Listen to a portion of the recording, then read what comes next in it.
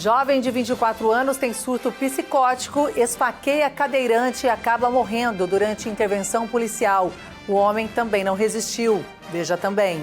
Prefeitura de Rio Claro suspende emissão de boletos online do IPTU. Medida foi necessária após suspeita de invasão em sistema de cobrança. Os contribuintes que fizeram pagamento de guias do IPTU geradas através do site da Prefeitura devem procurar o Atende Fácil se o boleto estiver com dados adulterados. Situação da escola Armando Grise. Prefeitura afirma que já está tomando providências para sanar problemas. E ainda, GAC de Rio Claro promove simpósio com foco em oncologia. Hoje é quinta-feira e esses são os destaques do Rio Claro Notícias que já está começando.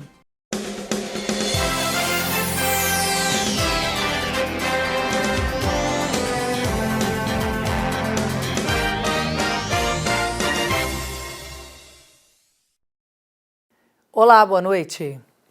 Nós começamos falando de uma tragédia registrada na cidade de Limeira na tarde de ontem. Uma mulher de 24 anos, durante um surto psicótico, acabou esfaqueando um idoso de 77 anos. O homem era cadeirante.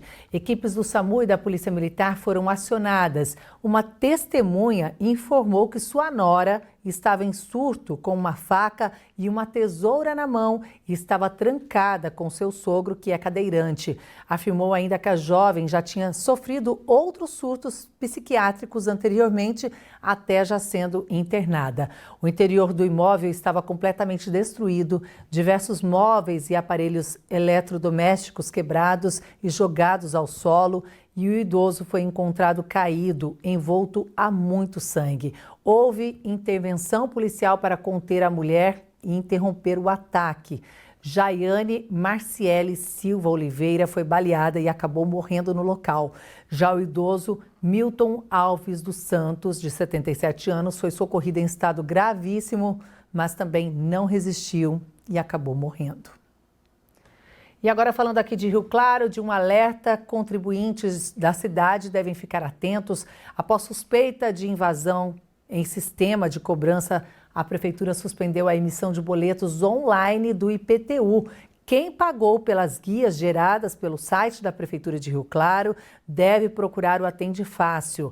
A Thaís Nascimento tem mais detalhes e também informa como a pessoa deve proceder. Os contribuintes que realizaram o pagamento do IPTU 2026 através de guias geradas pelo site da Prefeitura devem procurar o Atende Fácil. Eu vou conversar com a secretária de Finanças, Maria Elizabeth de Souza, que vai nos dar mais informações. Secretária, primeiro de tudo, a informação sobre esse possível ataque ao sistema procede? Oi, Thaís. Realmente uma situação muito desagradável, mas procede sim. Como nós descobrimos assim muito recente, né, ontem à tarde, então a gente já está tomando as providências, mas tudo está em análise ainda para ver realmente como foi que aconteceu.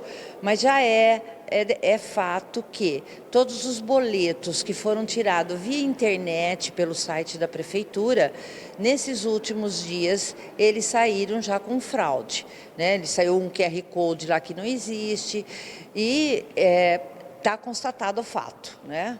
Como que foi identificado esse problema, secretária? Olha, na verdade, nós tivemos um contribuinte que nos alertou. Ele realizou o pagamento e viu que não saiu no nome da Prefeitura. Porque o pagamento correto, quando você faz via Pix, você confere para quem você está pagando.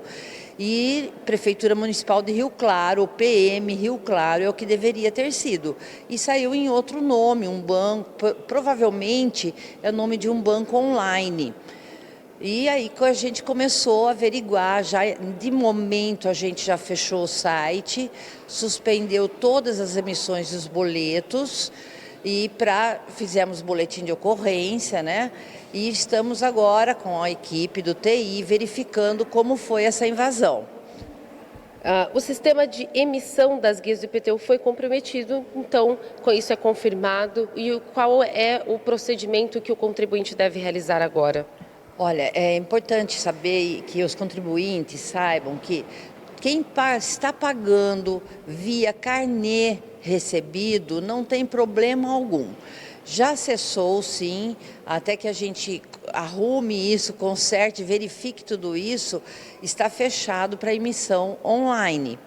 Se o contribuinte pode, se ele precisar tirar online, ele pode ir até o Atende Fácil e lá ele vai procurar os funcionários que vão fazer a emissão para ele. Agora, na internet está fechado, não está conseguindo emitir. Então, os boletos entregues via carnê pode pagar tranquilamente. Quem realizou o pagamento, que tirou o boleto via internet, o que a gente pede é que confira se saiu em nome da prefeitura. Se não saiu em nome da prefeitura, essa pessoa também sofreu uma fraude, né?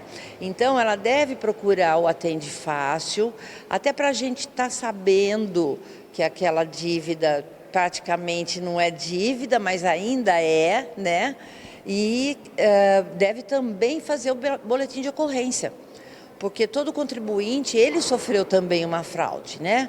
Então ele deve sim, ele pode fazer o boletim de ocorrência online, mas isso é muito bom até para ajudar o sistema.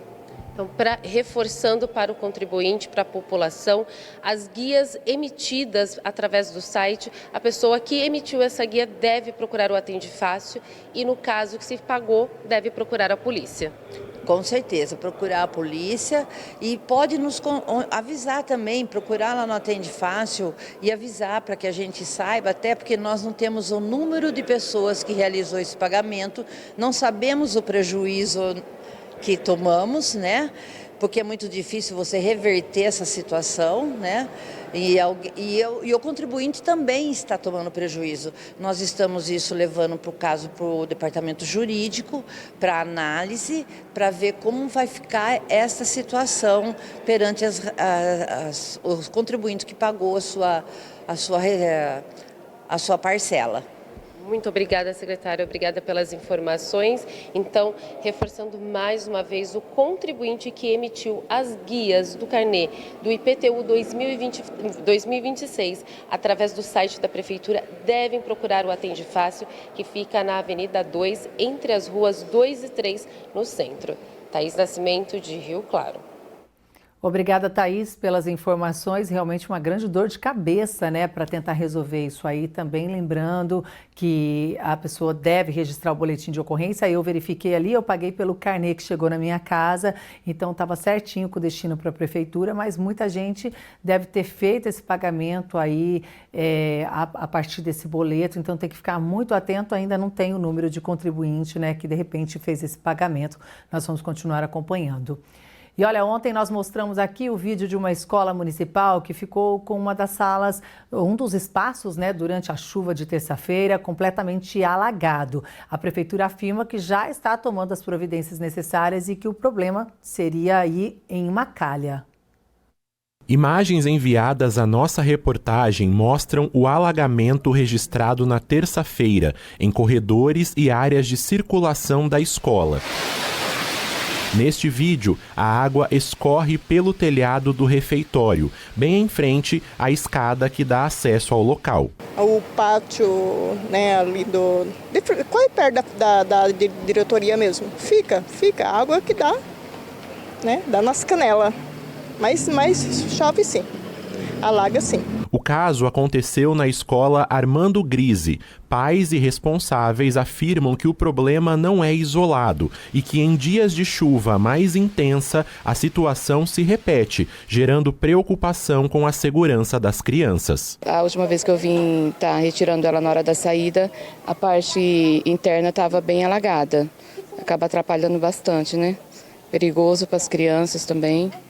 Então a gente queria ver o que poderia estar fazendo para estar resolvendo essa situação aqui na escola. Em nota, a administração informou que as aulas na escola estão sendo realizadas nos horários normais e que a Secretaria da Educação está realizando uma compra direta de materiais para os reparos necessários no prédio da escola, que não tem problemas estruturais. A Prefeitura diz ainda que a equipe de manutenção da pasta constatou o problema em uma calha, na entrada do refeitório e necessidade de reparo em parte do telhado, tomando imediatamente as medidas necessárias.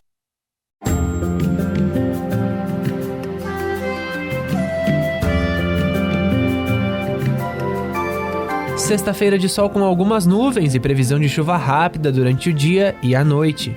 Em Rio Claro, mínima de 20 e máxima de 28 graus. Em Limeira, a mesma oscilação, mínima de 20 e máxima de 28. Já em Analândia, as temperaturas oscilam entre 19 e 27 graus. Olha, e agora atenção, viu? Os motoristas que precisam utilizar a saída da Avenida Brasil para a rodovia Wilson Finardi, aqui em Rio Claro, devem ficar atentos. A alça de acesso sentido Washington Luiz está interditada e a Thaís Nascimento tem mais informações. Os motoristas que desejam seguir pela rodovia Wilson Finardi para seguir em direção à rodovia Washington Luiz devem primeiro acessar a SP 191 sentido Araras para depois realizar o retorno no dispositivo localizado no quilômetro 63. Isso porque a concessionária responsável pelo trecho interditou a alça de acesso da Avenida Brasil para a rodovia Wilson Finardi, na região do Distrito Industrial de Rio Claro. O bloqueio será realizado até às 5 horas da tarde desta quinta-feira, dia 26 de fevereiro, e ocorre devido à execução de revestimento asfáltico da nova pista que está em construção. Lembrando que os motoristas devem respeitar a sinalização indicativa instalada no local e reduzir a velocidade no trecho em obras. Thaís Nascimento, de Rio Claro. E olha, a seguir, GAC de Rio Claro promove simpósio para falar de oncologia. E ainda, depois da proibição do celular nas escolas, algumas universidades privadas de São Paulo começaram a proibir o aparelho também em cursos de graduação.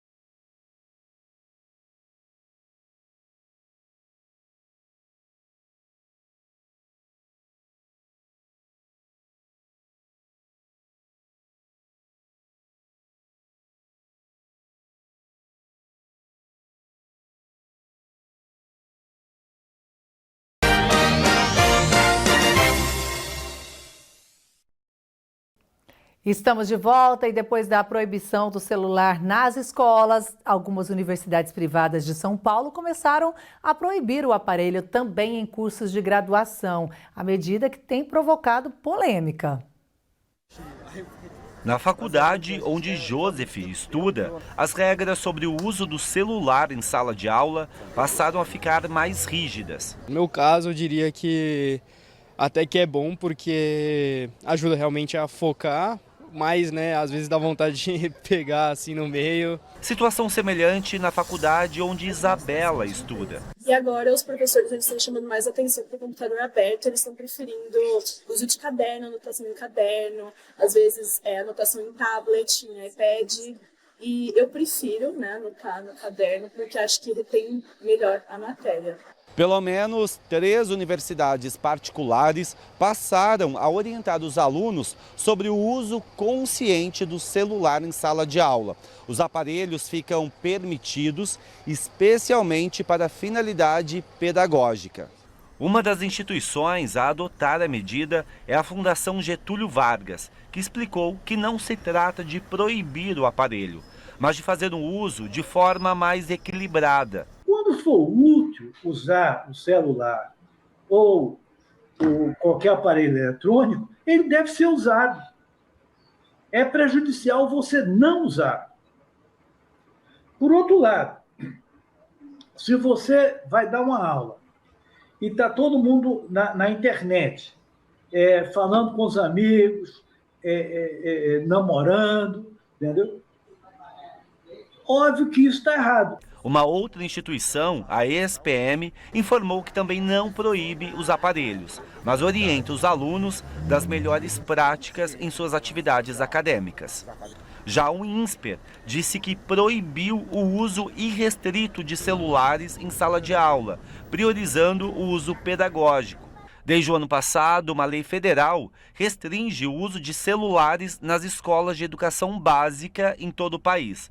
A medida não se aplica às universidades, mas pode incentivar as instituições a adotar regras semelhantes. Eu acredito muito que a gente deveria caminhar para a construção de combinados e para essa educação midiática e digital que permite ao próprio estudante gerenciar o uso que ele faz de um dispositivo como o celular. Ao mesmo tempo em que a gente precisa contemplar os riscos e os desafios e os problemas que vêm a partir desses dispositivos digitais, a gente também precisa levar em consideração o que tem de positivo nele, né? Essa possibilidade de acesso a tanta informação instantaneamente, e como isso também pode ser rico, né? Por isso, eu gosto muito de pensar que a educação é esse caminho mais seguro para a construção de uma autonomia, e a gente não vai ficar tutelando, né, esses jovens, esses adultos ou jovens adultos pela vida toda.